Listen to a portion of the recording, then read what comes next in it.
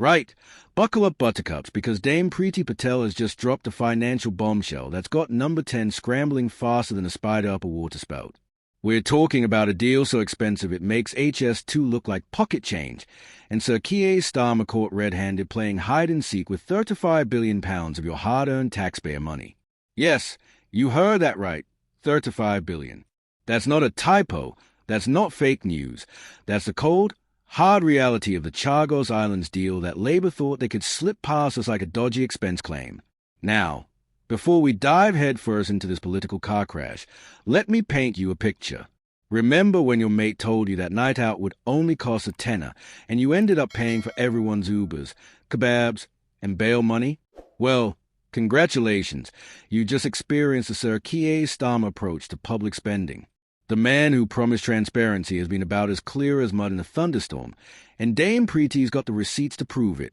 So what exactly is this Chagos catastrophe that got Westminster in more knots than a Boy Scout jamboree? Well, grab your calculators and prepare for some mind-bending mathematics, because we're about to discover how £3.4 billion magically transforms into £35 billion. It's like David Blaine. But instead of making your watch disappear, Keir's made 30 billion quid vanish from public scrutiny. Let's rewind to when this whole circus began. The British Indian Ocean Territory sounds exotic, doesn't it? Like something you'd book for a luxury holiday if you had more money than sense. But these aren't just any tropical islands we're chatting about. We're talking about Diego Garcia, home to one of the most strategic military bases on the planet, a place so important that even the Americans are nervous about what happens next. And Sir Keir, in his infinite wisdom, decided it was time to hand the keys over to Mauritius. Because nothing says strong and stable government like giving away your most valuable real estate during a cost-of-living crisis. Here's where it gets absolutely mental, and I mean properly bonkers. When Starmer first announced this deal, he stood up in Parliament, looked the British public dead in the eye, and said it would cost £3.4 billion over 99 years. 99 years. That's like promising your great-great-grandchildren will still be paying for your Netflix subscription. But here's the kicker.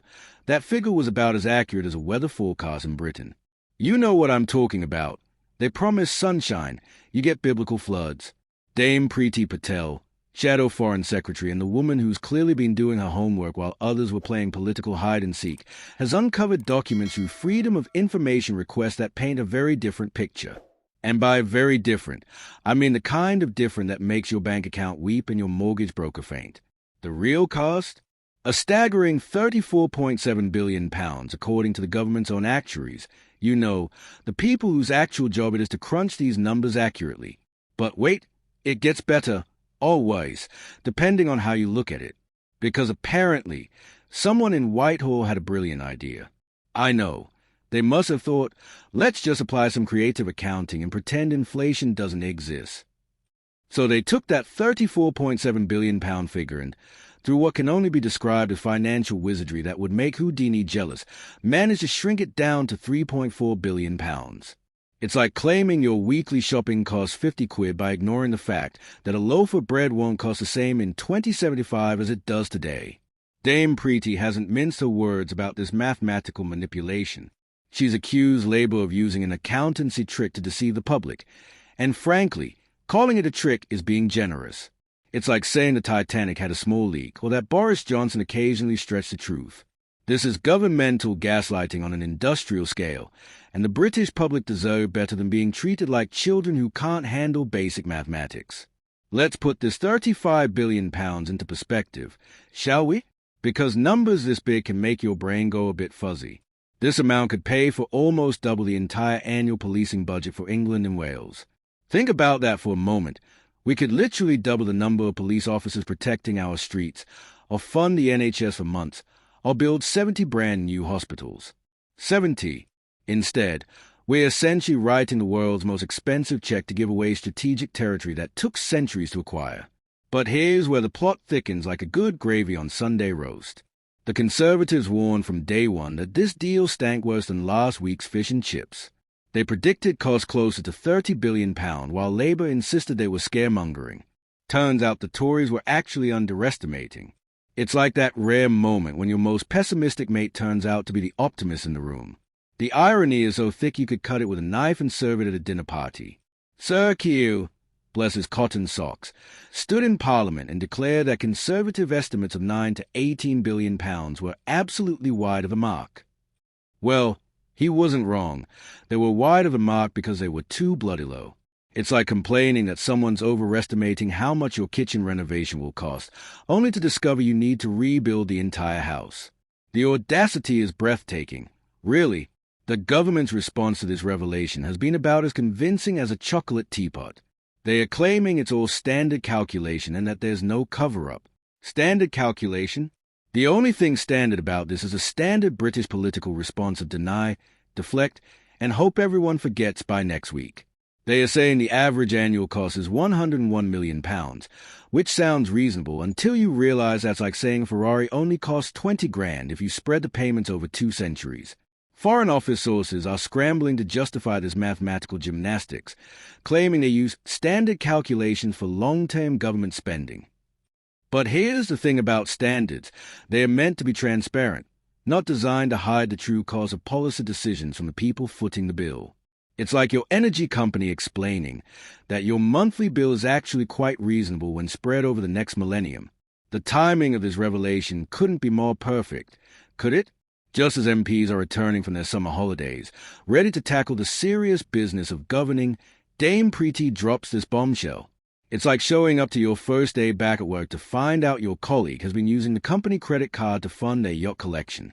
The awkwardness in those committee rooms is going to be thicker than morning fog on the Thames.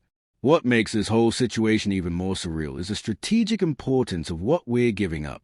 Diego Garcia isn't just some random tropical paradise. It's one of the most strategically valuable pieces of real estate on the planet.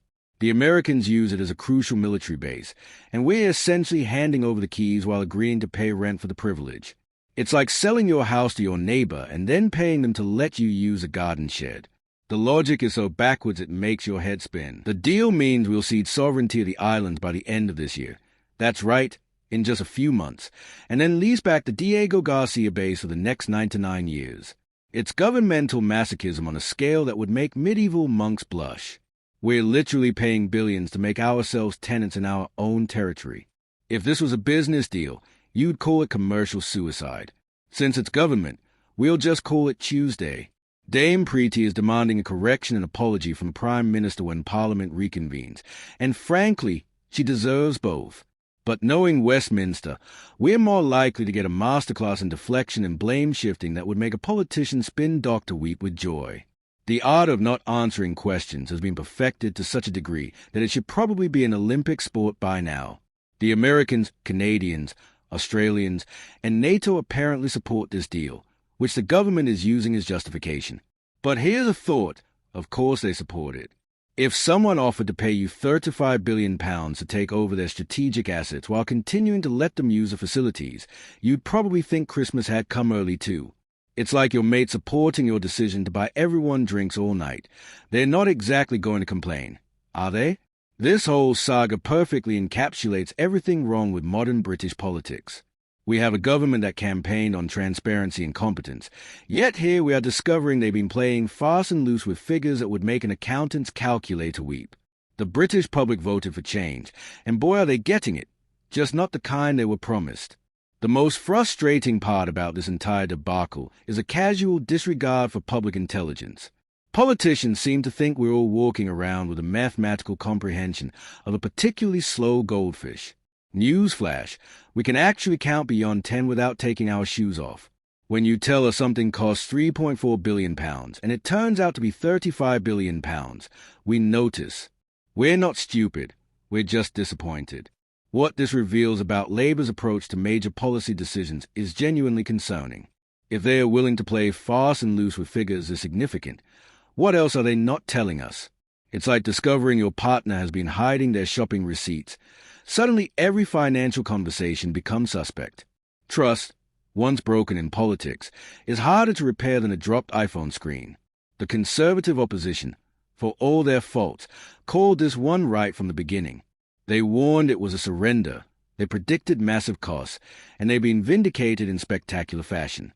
It's like being the only person at a party to predict the host will pass out in the garden. Deeply satisfying when you're proven right, but ultimately quite depressing for everyone involved. As we hurtle toward the end of this year when sovereignty officially transfers, one has to wonder what other financial surprises are lurking in the government's filing cabinets. If a deal this significant can be misrepresented by a factor of 10, what confidence can we have in any government costings? It's enough to make you want to check your own math whenever anyone in Westminster mentions numbers. The ripple effects of this revelation will be felt for months to come. Opposition parties will weaponize this discrepancy at every opportunity, and rightly so. When you catch someone in a fib this substantial, you don't just forget about it over a cup of tea and a biscuit. This will haunt Labour's credibility on economic matters for the remainder of their time in office, however long that might be. Thanks for watching this absolutely bonkers journey through British political mathematics. And remember to hit that subscribe button, because if today's taught us anything, it's that you never know what bombshell Dame Priti or the rest of Westminster will drop next.